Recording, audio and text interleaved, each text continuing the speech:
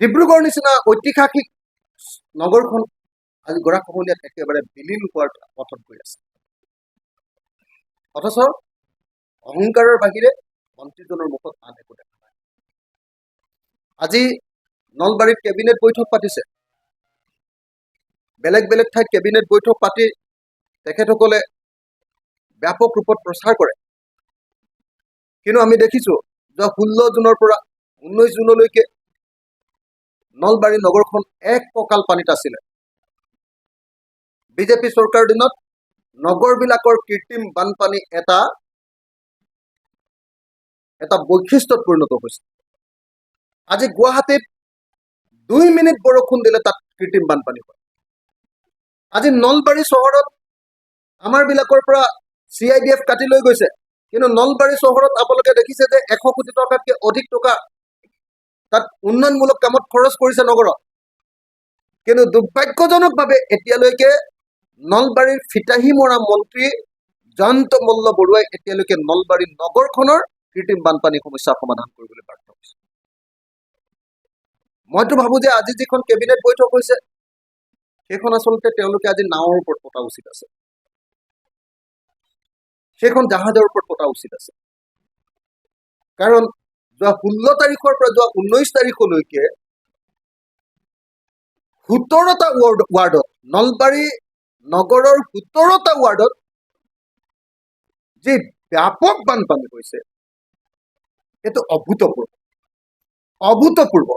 অথচ বিজেপি দলৰ আটাইতকৈ ডাঙৰ নলবাৰী ৰাইজৰ প্ৰতি প্ৰতিশ্ৰুতি আছিলে যে নলবাৰী নগৰখনক তেওঁলোকে কৃত্ৰিম বানপানীৰ পৰা মুক্ত কৰিছে।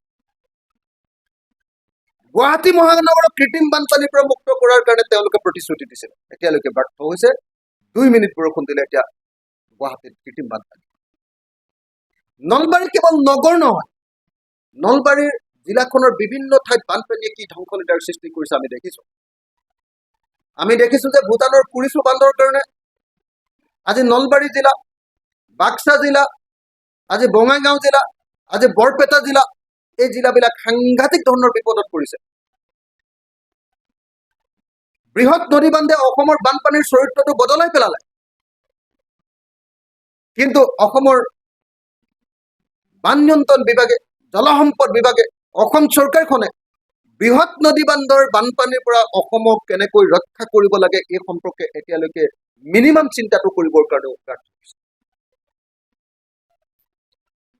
গতিকে এই মুহূৰ্তত আমি অসম চৰকাৰ, অসমৰ মুখ্যমন্ত্ৰী হিমন্ত বিশ্ব শৰ্মাক সস্তীয়া ৰাজনীতি এৰি, ধৰ্মীয় উন্মাদনা এৰি,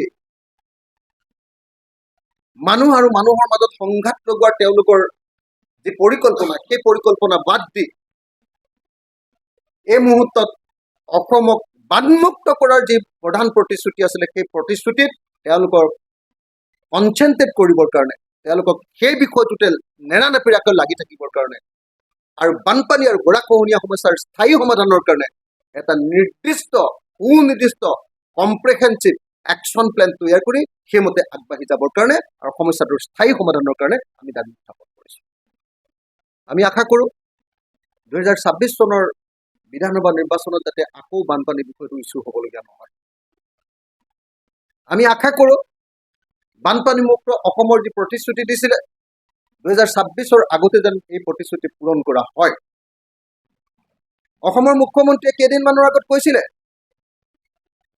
যে যেতিয়া ঝাটকা খালে, যেতিয়া যোৰহাটত হাৰিলে, যেতিয়া ধুবুৰীত হিমন্ত বিশ্ব শৰ্মাৰ আটাইতকৈ ডাঙৰ বন্ধু বদৰুদ্দিন আজমলে ভাৰতবৰ্ষৰ ভিতৰত ৰেকৰ্ডত হাৰিলে, আমি যেতিয়া ভাৰতবৰ্ষৰ ভিতৰতে আটাইতকৈ বেছি ৰেকৰ্ডত এইবাৰ জয়ী হলো, তেতিয়া হিমন্ত বিশ্ব শৰ্মাৰ একদম এটা ঝাটকা লাগিছিলে, বিজেপি চৰকাৰখনৰ ওপৰত ঝাটকা লাগিছিলে। বিজেপি চৰকাৰৰ প্ৰধান মানুহবিলাক যিবিলাক হিমন্ত বিশ্ব শৰ্মা, পীযুষ হাজৰিকা, এইবিলাক মানে ট্ৰমাত গুচি গৈছিলে। হঠাতে ট্ৰমাটোৰ পৰা উঠিলে আৰু উঠি লৈ এইবাৰ দিব্য দৃষ্টিৰে তেওঁলোকে ক'লে যে এতিয়াৰ পৰা আৰু আমি অহা 1.5 বছৰলৈ ৰাজনীতি নকৰোঁ, আমি উন্নয়নমূলক কাম কৰিম। অসমৰ মানুহে সন্তোষ পালে যে এইবাৰ অন্ততঃ বানপানী সমস্যাটোৰ সমাধান হ'ব। কিন্তু হিমন্ত বিশ্ব শৰ্মাই দুদিনৰ পাছতে আকৌ তেওঁ পুৰণি স্বভাৱটোলৈ ঘূৰি গুচি গ'ল। আকৌ তেওঁ সেই পুৰণি স্বভাৱটোলৈ ঘূৰি গৈ এবাৰ আকৌ তেওঁ হিন্দু মুছলমানৰ ৰাজনীতি আৰম্ভ কৰিলে। কেইদিনমান ধৰি যিবিলাক অপৰাধ সংঘটিত হৈছে, তাৰ কেইবাটাও অপৰাধত মুছলমান ল'ৰা জড়িত হৈ আছে, ইছলাম ধৰ্মৰ কোনোবা ল'ৰা জড়িত হৈ আছে। এইটো অত্যন্ত নিন্দনীয়, এইটোক আমি ঘৃণিত বুলি, এইটো বেয়া কাম বুলি, অপৰাধটোক আমি ডেফিনেটলি সকলোৱে নিন্দা কৰিছো। কিন্তু অপৰাধীক ধৰ্মৰ বিচাৰ কৰি আকৌ ২৬ত হিন্দু মুছলমানৰ ৰাজনীতি কৰিব লাগে, এই কথাটো পীযুষ হাজৰিকাৰ মুখেতো ওলোৱাটো এইটো হ'ল এটা হতাশাৰ কথা। আকৌ এবাৰ তেওঁলোকে জানে যে উন্নয়নৰ কথা কৈ বিজেপিয়ে নিৰ্বাচনত জিকিব নোৱাৰে। তেওঁলোকে জানে শিষ্টাচাৰৰ কথা কৈ তেওঁলোকে নিৰ্বাচনত জিকিব নোৱাৰে। সেইকাৰণে অসমৰ মুখ্যমন্ত্ৰীয়ে কৈছে যে শিক্ষকসকলৰ ভোট আমি নাপালো। আৰু শিক্ষকসকলৰ ভোট কিয় বিজেপিয়ে পাব? শিক্ষকসকলক মাল বুলি কোৱা নাছিলে জানো মুখ্যমন্ত্ৰীয়ে? টিভিৰ সন্মুখত বহুৱাই কোনোবা এজন শিক্ষকৰ মদ্যপান কৰাৰ উদাহৰণ দেখুৱাই সমগ্ৰ শিক্ষক জাতিক গালি পৰা নাছিলে নে অসমৰ মুখ্যমন্ত্ৰীজনে? অসমৰ মুখ্যমন্ত্ৰীজনে আৰু অসমৰ শিক্ষামন্ত্ৰীজনে পদে পদে অসমৰ শিক্ষক সমাজক অপমান কৰা নাইনে?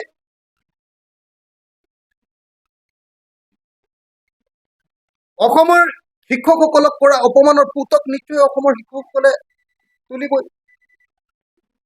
অসমৰ শিক্ষকসকলৰ এটাও সমস্যা সমাধান কৰাত তেওঁলোক ব্যৰ্থ হৈছে। প্ৰত্যেকটো প্ৰশ্ন উত্থাপন কৰিছে, কোনো প্ৰশ্নতে এতিয়ালৈকে সমাধান দিব পৰা নাই। LP স্কুলবিলাকত প্ৰধান শিক্ষক লাগে বুলি কৈছে, সেইটোও দিব পৰা নাই। গতিকে শিক্ষকে তেওঁলোকক কিয় ভোট দিব?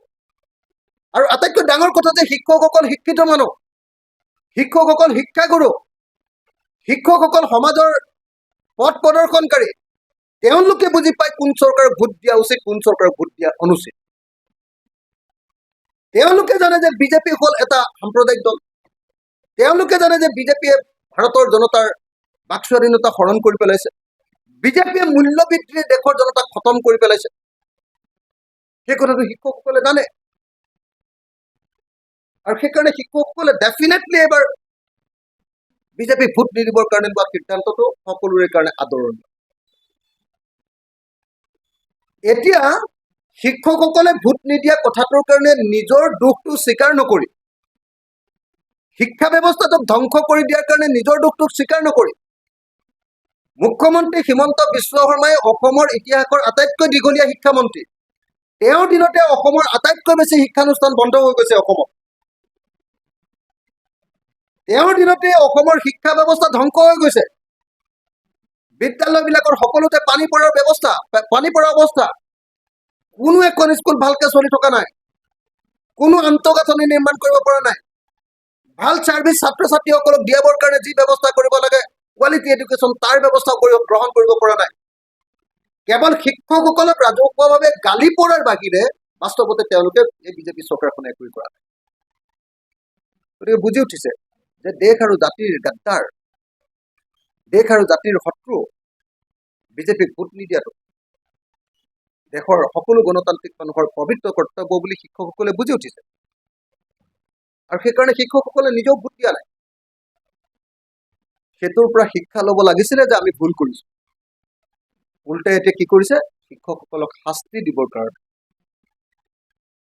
বিজেপি চৰকাৰে ষড়যন্ত্ৰ ৰচনা কৰিছে। সেইকাৰণে এই মুহূৰ্তত আমি এটা কথা ক'ব খোজো, মুখ্যমন্ত্ৰী ডাঙৰীয়া, আপোনাৰ যিটো এতিয়া ইলেকশ্যনৰ পাছত আমি যিটো ট্ৰেণ্ড দেখিছো, 2026ৰ নিৰ্বাচনৰ আগত যেন বিজেপিয়ে অসমত বহুত ডাঙৰ সাম্প্ৰদায়িক সংঘৰ্ষ লগাই দিব, এনেকুৱা অনুমান হৈছে। নিৰ্বাচনটো যোৱাৰ পাছতে, অৰ্থাৎ 2024 চনৰ নিৰ্বাচনত যেতিয়া অসমৰ মানুহ বিজেপিৰ বিৰুদ্ধে বুলি উপলব্ধি কৰি দিলে, লগে লগে এতিয়া হিন্দু মুছলমানৰ সংঘাত লগাবৰ কাৰণে হিন্দু মুছলমানৰ মাজত পোলাৰাইজেশ্যনৰ ৰাজনীতি এটা আৰম্ভ কৰিলে। আমি ৰাইজৰ দলে শংকা প্ৰকাশ কৰিছো যে হিমন্ত বিশ্ব শৰ্মাৰ নিচিনা অত্যন্ত ষড়যন্ত্ৰকাৰী মুখ্যমন্ত্ৰীজনে হয়তো 2026 চনৰ নিৰ্বাচনৰ আগে আগে অসমত ডাঙৰ সাম্প্ৰদায়িক সংঘৰ্ষ ঘটাব পাৰে। বিজেপি আৰু RSSে হয়তো অসমত বহুত ডাঙৰ সাম্প্ৰদায়িক সংঘৰ্ষ ঘটাব পাৰে, যাতে হিন্দু আৰু মুছলমানৰ মাজত এটা পোলাৰাইজ ৰাজনীতি নতুনকৈ কৰিব পাৰে, যাক তেওঁলোকে শৰাইঘাটৰ শেষ ৰণ বুলি ক'ব খুজিছে। যে জেঠ মাহৰ প্ৰথমটো বানপানী, তাতে 8-9জন মানুহৰ মৃত্যু ঘটিলে। তাৰ পাছত আহাৰ মাহৰ বানপানী আৰু আন আন প্ৰাকৃতিক দুৰ্যোগ, এইবিলাকত সৰ্বমুঠ এতিয়ালৈকে 35জন মানুহৰ মৃত্যু হ'ল। অথচ বানপানীমুক্ত অসম গঠন কৰাটোৱে আছিলে বিজেপিৰ অসমৰ প্ৰতি আটাইতকৈ ডাঙৰ প্ৰতিশ্ৰুতি। আজিৰ দিনটোত আমি পোনে পোনে ক'ব পাৰো যে বানপানীমুক্ত অসম গঠনৰ ক্ষেত্ৰত বিজেপি দল সম্পূৰ্ণৰূপে ব্যৰ্থ হৈছে। বিজেপিৰ আটাইতকৈ ডাঙৰ প্ৰতিশ্ৰুতি বানপানীমুক্ত অসম, সেই প্ৰতিশ্ৰুতি পূৰণ কৰাত ব্যৰ্থ হোৱাই নহয়, বানপানীক লৈ তেওঁলোকৰ কেন্দ্ৰীয় নেতা, কেন্দ্ৰীয় গৃহমন্ত্ৰী অমিত শ্বাহে অসমৰ মানুহক সম্পূৰ্ণৰূপে তাচ্ছিল্য কৰা আমি দেখিব পাইছোঁ। আজি অমিত শ্বাহে যি বক্তব্য প্ৰদান কৰিছে যে অসমৰ বানপানী 50টা পুখুৰী খান্দি নিয়ন্ত্ৰণ কৰিব পৰা যায়, এইটোৱে প্ৰমাণিত কৰিছে যে কেন্দ্ৰীয় চৰকাৰ এখনৰ অসমৰ বানপানী সম্পৰ্কে ন্যূনতম জ্ঞান কোনো নাই। এতিয়ালৈকে অসমৰ বানপানী সম্পৰ্কে তেওঁলোকে সামান্যতম কাম কাজো আৰম্ভ কৰা নাই, গৱেষণা আৰম্ভ কৰা নাই, খবৰ খাতি ৰখা নাই, যাৰ কাৰণত অসমৰ এটা ভয়াৱহ, গোটেই পৃথিৱীৰ ভিতৰতে এটা ভয়াৱহ প্ৰাকৃতিক দুৰ্যোগ অসমৰ বানপানী আৰু গৰাখহনীয়া। সেই গৰাখহনীয়া আৰু বানপানী সমস্যাটো সমাধানৰ ক্ষেত্ৰত কেন্দ্ৰীয় চৰকাৰখনৰ এটা ভিজন, সেই ভিজনটোৰ যে অভাৱ, সেই ভিজনটোৰ অভাৱ আমি লক্ষ্য কৰিছোঁ। সততে কৈ থকা হয় যে কেন্দ্ৰীয় চৰকাৰে সদায় অসমক মাহিয়াৰ দৃষ্টিকোণেৰে চায়। অসমৰ সম্পদসমূহৰ কেন্দ্ৰীয় চৰকাৰে লাগে, অসমৰ টেক্স কেন্দ্ৰীয় চৰকাৰে লাগে, কেন্দ্ৰীয় চৰকাৰক লাগে, অসমৰ তেল, অসমৰ কয়লা, অসমৰ চূণশিল, সকলো সম্পদৰ মালিক কেন্দ্ৰীয় চৰকাৰ। এতিয়া নদী বান্ধৰ জৰিয়তে নদীবিলাকৰ অধিকাৰো, বিজুলীৰ অধিকাৰো কেন্দ্ৰীয় চৰকাৰে আমাৰ পৰা কাঢ়ি নিছে। সেই সময়ত কিন্তু আমি দেখিছোঁ যে অসমৰ বানপানী সমস্যা সমাধান কৰিবৰ কাৰণে, অসমৰ আটাইতকৈ ডাঙৰ প্ৰাকৃতিক দুৰ্যোগ বানপানী আৰু গৰাখহনীয়া সমস্যা সমাধান কৰাৰ কাৰণে এতিয়ালৈকে কেন্দ্ৰীয় চৰকাৰে কোনো ধৰণৰ উদ্যোগ গ্ৰহণ কৰা নাই। মূলতঃ আমি দেখিবলৈ পাইছোঁ যে কেন্দ্ৰীয় গৃহমন্ত্ৰী অমিত শ্বাহৰ 50টা পুখুৰী খান্দি অসমৰ বানপানী সমস্যাৰ স্থায়ী সমাধান কৰাৰ যি সূত্ৰ, সেই সূত্ৰটো হ'ল আচলতে কেন্দ্ৰৰ প্ৰতি অসমৰ মাহিয়াৰ দৃষ্টিকোণৰ এটা অত্যন্ত উৎকৃষ্ট উদাহৰণ। তেওঁলোকে যে অসমৰ বানপানী সমস্যাটোৰ বিষয়ে কেন্দ্ৰই একোৱেই নাজানে, ইয়াৰ গভীৰতা যে তেওঁলোকে উপলব্ধি কৰিব নোৱাৰে, সেই কথাটো গৃহমন্ত্ৰীজনৰ বক্তব্যত প্ৰকাশ পাইছে। মই আজি আপোনালোকক সকলোকে এই 35জনীয়া মৃত্যুৰ তালিকা, হত্যাৰ তালিকাখন, প্ৰাকৃতিক দুৰ্যোগত মৃত্যু হোৱা, প্ৰাকৃতিক দুৰ্যোগে হত্যা কৰা 35জনীয়া তালিকাখন আপোনালোকৰ হাতত দাখিল কৰিব খুজিছোঁ, আপোনালোকৰ সন্মুখত দাখিল কৰিব খুজিছোঁ। কাৰণ এই চৰকাৰখনে অনবৰতে উন্নয়নৰ ঢাকঢোল কোবাই থাকে। এই চৰকাৰৰ মন্ত্ৰীয়ে যি অহংকাৰত কয় যে আমি বানপানী সমস্যাৰ মোটামুটি সমাধান কৰিম, কিন্তু দেখা গৈছে যে জেঠ মাহৰ বানপানীত 8-9জন মানুহৰ মৃত্যু ঘটিছে। আহাৰ মাহৰ বানপানীত পানী আহিলেই মানুহৰ মৃত্যু ঘটে, পানী আহিলেই ডিপাৰ্টমেণ্টে কোনো ধৰণৰ ব্যৱস্থা গ্ৰহণ কৰে। এতিয়ালৈকেতো আচল ডাঙৰ বানপানীবিলাক অহাই নাই, নদী বান্ধৰ পানী এৰি দিবলৈ আৰম্ভ কৰিছে। আৰু এতিয়ালৈকেতো অৰুণাচল প্ৰদেশ বা ভূটানত যি ধৰণৰ প্ৰাকৃতিক দুৰ্যোগ আৰম্ভ হয়, ব্যাপক বৃষ্টিপাত আৰম্ভ হয়, সেইবিলাক আৰম্ভ হোৱাই নাই।